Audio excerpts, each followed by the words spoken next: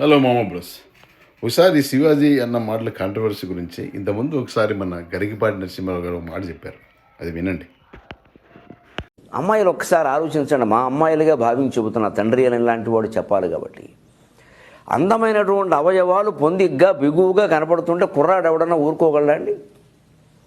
అక్కడి నుంచి వాడు కూడా పడ్డాడు, వీడు ఏదో అన్నాడు, ఎందుకు చేయడు? అసలు మనం ఎందుకు ప్రదర్శించాలి? నా హక్కు అంటే ఏం చెబుతారమ్మా, అది వాడి హక్కు. సమాజాన్ని మనం దృష్టిలో పెట్టుకుని మన పద్ధతి మనం మార్చుకోవద్దా?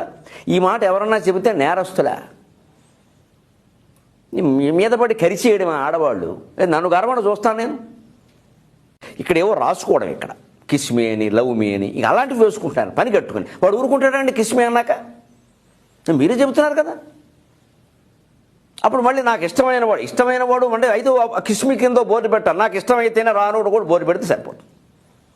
ఏదో పూర్వం ఏదో పైట లాగితే ఏదో అనేవారు. ఇప్పుడు లాగడానికి పైట ఎక్కడుంది? పైట ఎక్కడుండే పై పై కిజనుచుండే పడుచు వాడి గుండె పగులుచుండే.